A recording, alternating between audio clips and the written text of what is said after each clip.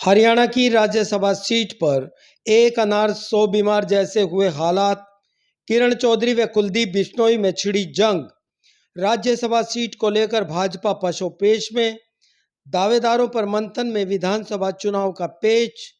भाजपा के 3 और भाजपा में आए 2 नेताओं में जोर आजमाइश परवान पर।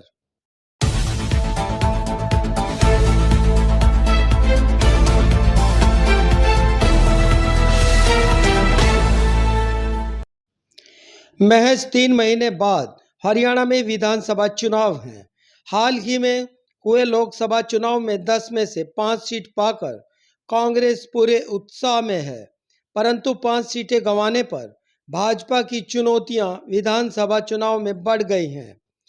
हरियाणा में बहुमत की सरकार बनाने का दावा करने वाले सत्तारूढ़ भाजपा 90 में से 60 से अधिक सीटें हासिल करने की रणनीति पर जुट गई है। मुख्यमंत्री नायब सैनी की ताबड़तोड़ जन कल्याण योजनाओं की मानसून शुरू है। ऐसे में 90 सीटों पर भाजपा की किलेबंदी में पार्टी संगठन कार्यकर्ताओं में ऊर्जा और नेताओं में जिताऊ उम्मीदवारों के मैदान में उतारने की चुनौतियां हैं।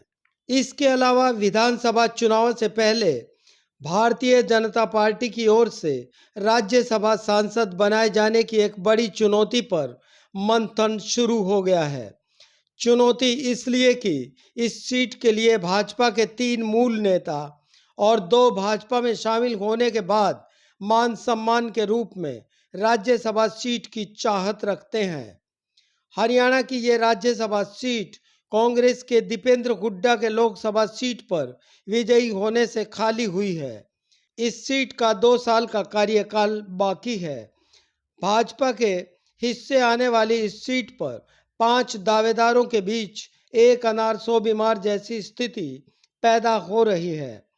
चर्चा यह है कि हाल ही में कांग्रेस छोड़कर भारतीय जनता पार्टी में शामिल हुई किरण चौधरी को राज्यसभा में भेजे जाने पर पूरा भरोसा है।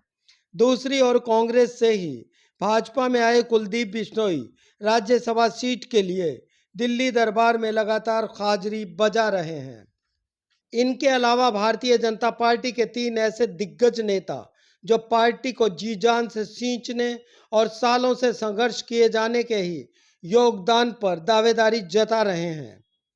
इनमें कमल का फूल खिलाने के संघर्ष में भागीदारी का दावा करने वाले पूर्व शिक्षा मंत्री रामविलास शर्मा अब कमल के फूल की खुशबू पाने के प्रबल इच्छा रखते हैं।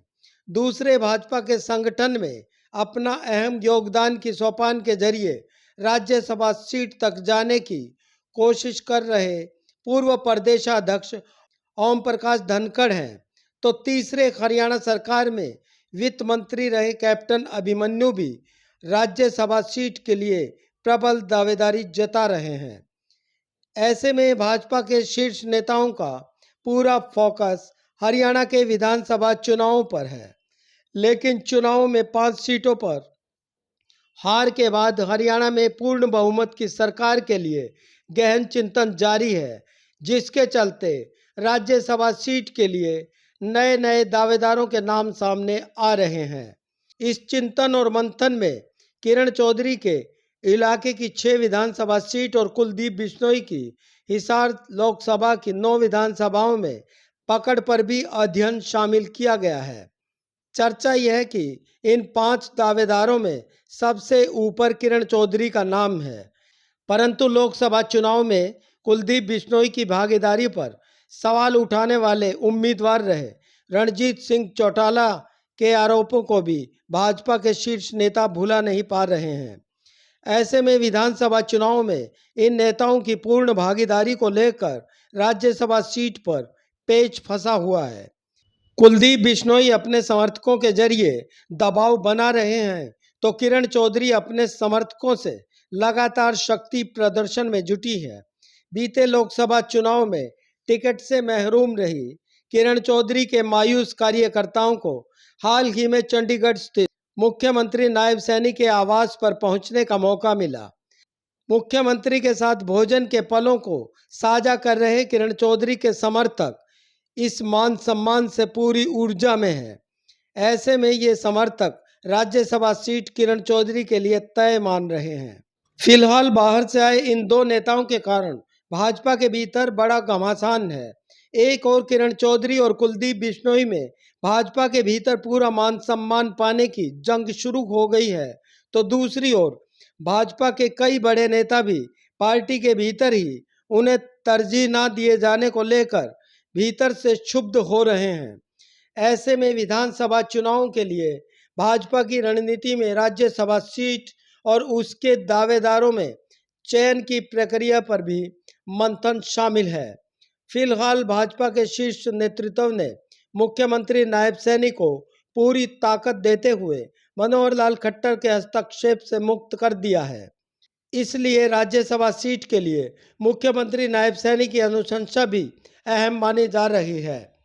सीएम नायब सैनी से कुलदीप बिश्नोई पुरानी मित्रता पर भरोसे में हैं। किरण चौधरी अपने समर्थकों और विधानसभा में भिवानी में 6 सीटों पर ताकत के भरोसे है।